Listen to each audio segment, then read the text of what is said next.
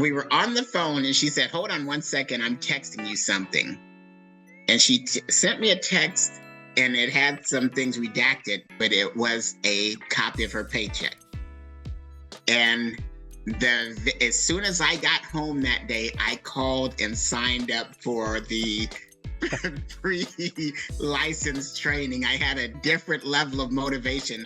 Hey everybody, this is Andy with Patterson Adjuster Training. In this video, I'm talking to Daniel Brown, who is a seasoned adjuster. He's been out on the road for about 3 years, and we're going to learn best tips and tricks from him. Daniel, welcome to the show. Thank you, Andy. Great to be here.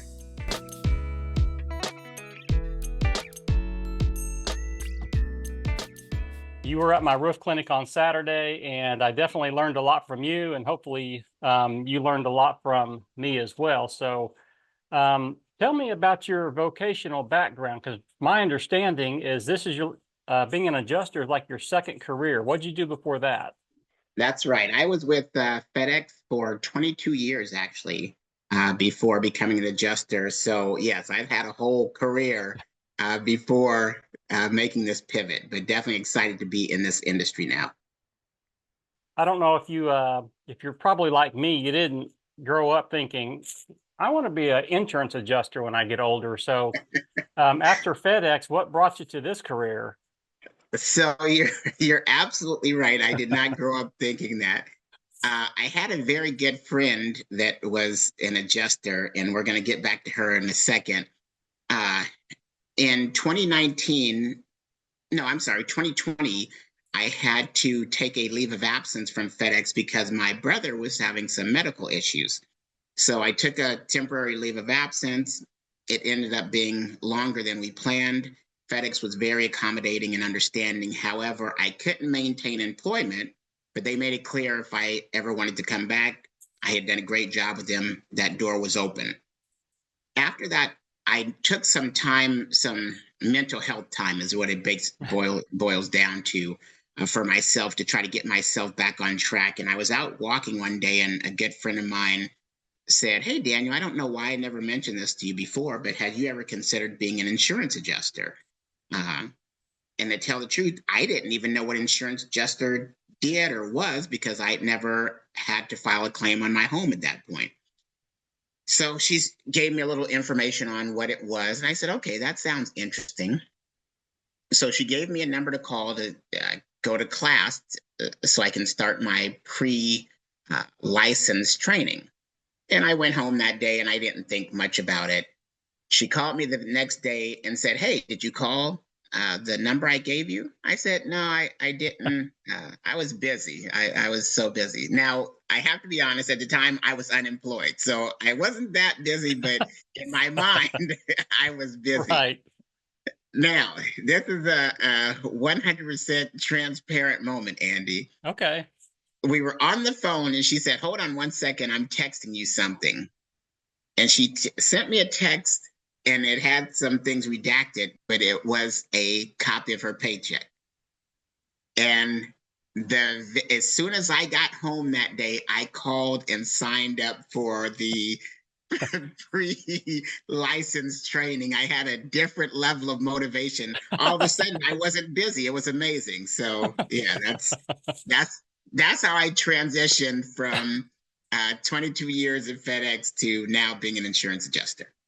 Yeah, that's the thing. And you hear it, and you've seen different adjusters on different interviews, and they're always a little bit hesitant to say, I'm in it for the money. But I meant, if they stop paying us, we're going to stop showing up. That's right. That's right. But yeah, it's a good career. It pays really well. It is challenging. It's not easy. Yes. But let me, where are you at with your adjuster journey? You're not a newbie. You're a seasoned veteran. Well, when I'm out on those claims, I don't feel like a seasoned veteran. I have been doing it for 3 years now, so I've had some experiences. I've learned some things. I've had 2 specific trainers that have worked with me, like been a mentor, a big brother to me, that have really helped me get they say they're your roof legs. They've helped me get my roof legs. So okay. Yeah, those 2 guys have really helped me. But a lot of this industry especially on the independent side. I haven't worked staff, so I can't speak to that. But on the independent side has been trial by fire. So they say they throw you in the deep end of the pool. The question is not can you swim. The question is can you not drown. So if you can not drown, then you can do this. I relate to that. I have it's ingrained in my brain what it's like to be new. But so tell me about that first deployment. So luckily for me, and I hopefully this makes sense when I explain it. Luckily for me, that first deployment was a desk assignment. Okay. So it was the freeze in Texas back in 2020, 2021.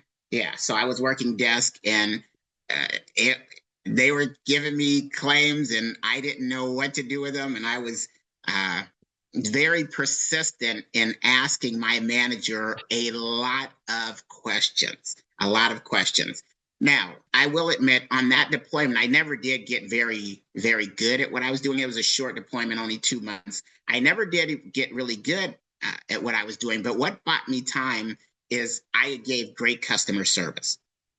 And to tell the truth, I had learned that and I had developed that when I was with FedEx. So I was amazed at if you can provide great customer service, people will be patient with you. They'll be lenient with you. They'll be understanding with you. Now, it doesn't overcome everything. People still want their claim paid. Right. But that definitely bought me some time while I was on that ramping up in the knowledge area. So that was my first deployment. And yeah, that's actually the only desk deployment I've done thus far. I went out in the field after that, and that's when things got interesting. Well, well, speaking of that, let's talk about that first deployment because there's a lot of new folks listening to this and they haven't got that first deployment yet. So, talk to me about that first deployment, the good, bad, and the ugly. The good, hands down, was my manager. I worked with a gentleman who was very kind, very friendly, very patient, very understanding, and did a great job of helping me when he could. Now, the downside is we would be in what they call a war room with easily 100 people and maybe 5 to 6 managers. So it wasn't, you would have your hand up easily for 30 minutes just trying to get some help to address the claim that was Wow. that you needed help with. So that was the bad of it. The good was the manager, like I said. The ugly is the easiest one. Join us in next week's video where we hear part 2 and Daniel talks about his first field deployment. And I will see you in that video.